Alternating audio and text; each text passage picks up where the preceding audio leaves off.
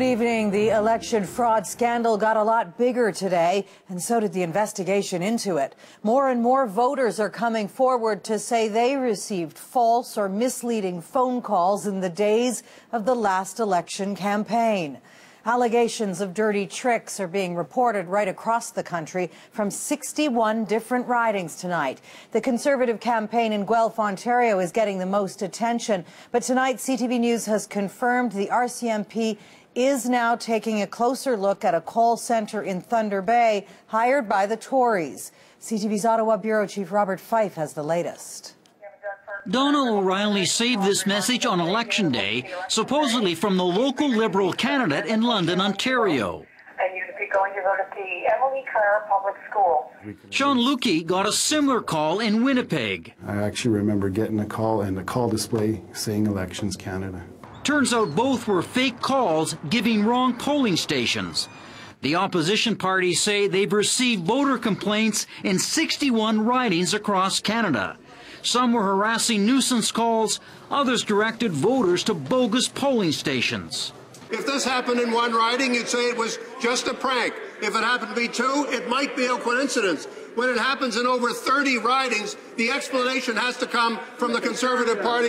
The NDP are now running ads in ridings they lost, asking voters to come forward. Despite widespread complaints, Elections Canada's investigation of voter fraud appears to be focused largely on the Conservative campaign in Guelph. Investigators say someone in the campaign used a disposable cell phone with a fake name and address in Quebec to send misleading messages through an Edmonton call centre to voters in Guelph. The Conservative Party can say absolutely definitively it has no role in any of this. The opposition reminded Harper he said the same thing before his party pleaded guilty in the so-called in-and-out scandal. There's only one party where all the top operatives have been charged and convicted of breaking the electoral laws of this country. That's the Conservative Party. The Conservatives are dismissing opposition allegations of a widespread illegal conspiracy as sour grapes from sore losers. 17 times in the Commons they used the word smear. That 9 months after an election, these are smears that have appeared out of nowhere. This is an unsubstantiated smear campaign. This is simply a smear campaign without any basis.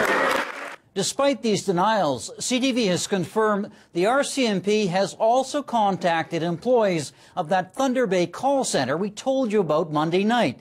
Elections Canada investigators will be in Thunder Bay next week to ask them questions about their work for the Conservatives in the last election. Lisa. Okay, Bob Fife with the latest on this election fraud scandal.